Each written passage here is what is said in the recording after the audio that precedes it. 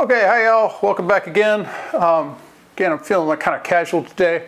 Didn't want to wear the suit. Oh well. So right now we're going to be talking about a bestiary of STIs and their epidemiology. Sort of a who's who of various sexually transmitted bugs. And here is an old picture that sort of illustrates the old sort of approach to STIs.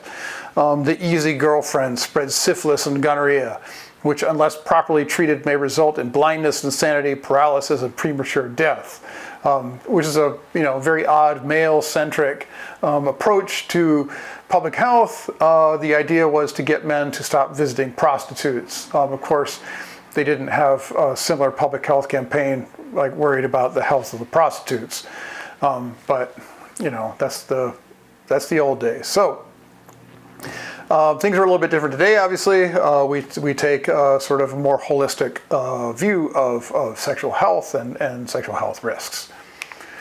So let's start out with chlamydia, which is caused by the bacterium Chlamydia trachomatis. It's the most common bacterial STI in the U.S., and there's greater than 4 million cases per year.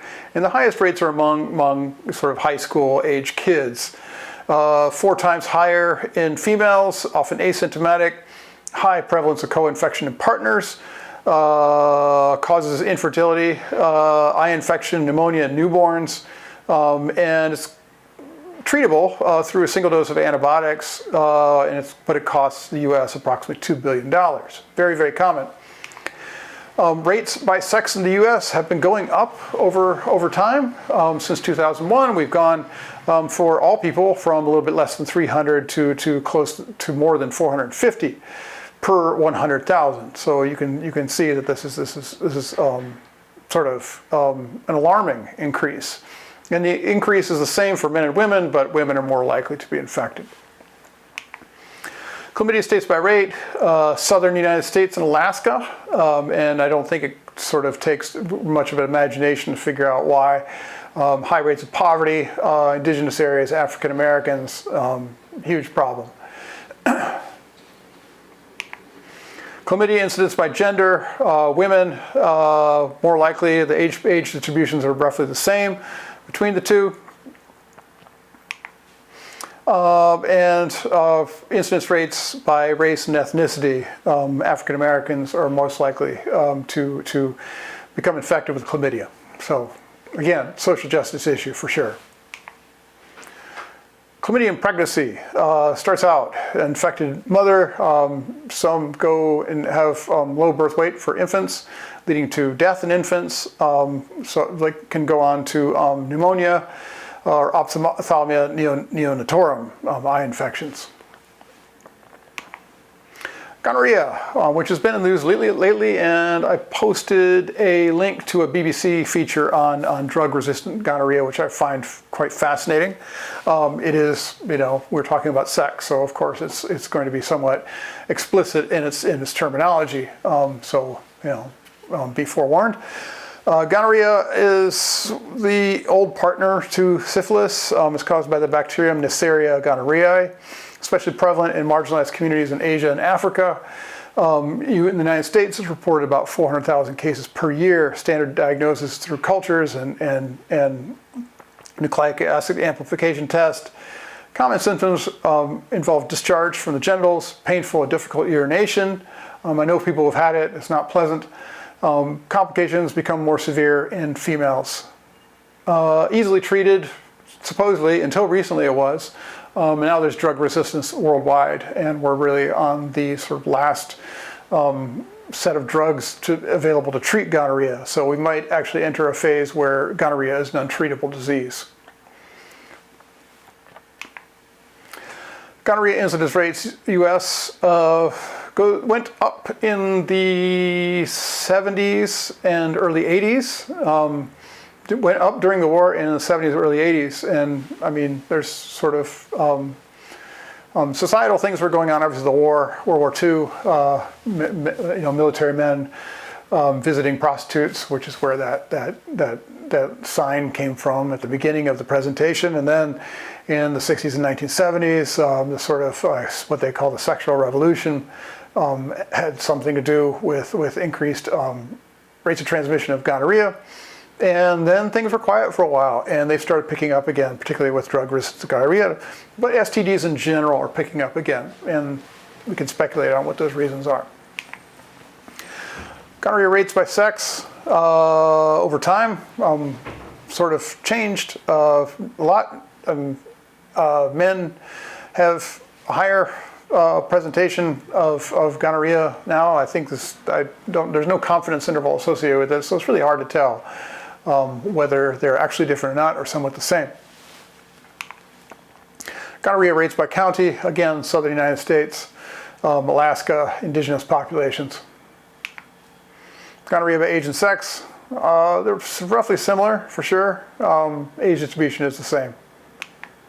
Treatments for gonorrhea have changed over the years, and this is sort of a who's who of treatments for gonorrhea. And many of the old treatments do not work anymore, and now we're on to a very small set of treatments. Trichomoniasis is called by the protozoan Trichomonas vaginalis. It's endemic. It tends to concentrate in specific populations. Typical diagnosis is cervical vaginal smear, so many women find out they have it through a pap smear. Often asymptomatic, especially in males, can cause irritation in both females and males. Evidence that it impacts transmission of HIV and may affect preterm birth and birth weight. It's an orphan pathogen. It's poorly understood, it's extremely underfunded, and often untreated, mainly because people don't know they have it. Trich infections, remarkably prevalent in developed and developing countries. 1.1 million cases annually in the US alone. Obviously there's more than that because there's many untreated cases. It's transmissible by sheets, contact with bedding, and many pathways for trich. Trich worldwide, in terms of DALYs, disability adjusted life years, tends to concentrate in sub-Saharan Africa, poor regions of the world, for sure. But again, there's a lot that's not known about trich. So, syphilis. I'm sure everybody here has heard of syphilis. It's caused by the bacterium with the spirochete, Treponema pallidum. First symptoms are very mild, then spontaneous disappearance occurs, and it may remain undetected for years. Initial symptoms are a canker, painless sore, usually on the penis or around the vagina. Can also occur near the mouth, the anus, or on the hands. If untreated, it can go on to more advanced systemic stages, including transient rash, serious heart, and central nervous system involvement. And this is something we're going to talk about when we talk about the city certification, which I'm going to want you to do over the term. We're going to talk about the Tuskegee health study that allowed egregiously allowed syphilis to go untreated in African American volunteers in the southern United States, and led to a lot of the ethics changes and IRB regulations that we have today, regulating public health research on humans. Full course of the disease can take years, but penicillin, even now, remains the most effective treatment, and humans are the only known reservoir. Advanced syphilis looks like this. It's not pretty. And syphilis plays a major role in a lot of 15th, 16th, 17th, 18th, 19th century literature. You'll see it a lot for sure. Yeah. False shame and fear may destroy your future. Yeah, so this is, syphilis is treatable, but despite that, we're seeing a small uptick in cases now, which is really disturbing. Cases still concentrate in the American South. Mississippi has a few syphilis cases per year, which is disturbing and bizarre at the same time. But you can see here, after the 1950s, when treatment became widely available throughout the United States, syphilis rates went down. Cases are being treated so that they could not transmit. U.S. incidence rates for syphilis 2017. Men who have sex with men, syphilis transmission amongst men who have sex with men, rates per 100,000 going up over time for some populations for males. And again, this is male and male sexual behavior. Primary and secondary syphilis rates by race. African Americans. Yeah, prevalent in gay African American populations. Yeah, it's unconscionable that this is going on right now. But congenital syphilis, transmitted from mothers to infants over years. Syphilis in pregnancy, same sort of diagram we had before. Low birth weight, perinatal death, congenital infections leading to death, and spontaneous abortions. Cancroid, caused by Haemophilus ducreyi, periodic outbreaks in the United States, but last was in the late 1980s. Painful sores on the genitalia, sometimes with swollen, tender lymph nodes in the groin. Symptoms occur within 7 days after exposure. Symptoms in women are often less noticeable, may be limited to painful urination, painful intercourse, rectal bleeding, and vaginal discharge. Lesions may be difficult to distinguish from ulcers caused by genital herpes or syphilis. Diagnosis often by excluding other diseases with similar symptoms. Antibiotics are effective for treatment. Well, it's not seen very much anymore. Like you see here, there's an outbreak in the 1980s, and after that it's been relatively quiet. But as you know, this can change. Genital herpes, which everyone should have heard of. Herpes simplex virus, 2 types of HSV, both can cause genital herpes. HSV type 1 is most commonly sores and lips. HSV type 2 causes genital sores. Affects 1 of 4 Americans, so it's one of the most prevalent sexually transmitted infections. Both HSV 1 and 2 produce sores in and around the genitals.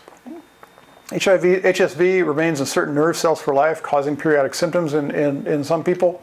22% of adults greater than 12 years old have HSV2 antibodies. So, unfortunately, HSV is going up over time.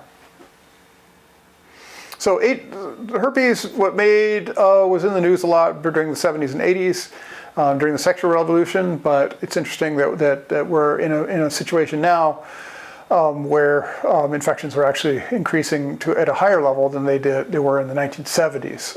But we're talking about it much less, which is very interesting.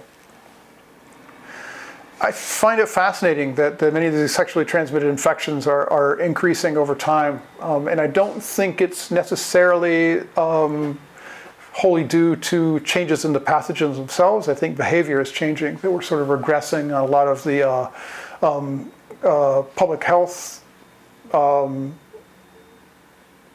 use and safe sex public health messages of the 1980s during the HIV epidemic, I think, are sort of waning in their effect now, which is troubling. Human papillomavirus, everyone should have heard of this because the vaccine came out. Many of you might have already been vaccinated for it. More than 40 HPV types infect males and females. Primarily genital infections can also infect the mouth and the throat. Most of these infections go unrecognized. 20 million prevalent infections, 6 million new infections a year. 70% of sexually active male and female are infected at some point in their life. Many of these infections resolve themselves. Some go on to cause genital warts. Others go on to cause cervical cancer, which is why it's important to get vaccinated for it, men and women. And there are throat cancers also associated with HPV. HPV initial visits to physicians going up over time. Same sort of pattern that we saw with HSV. Very similar. Remarkably similar.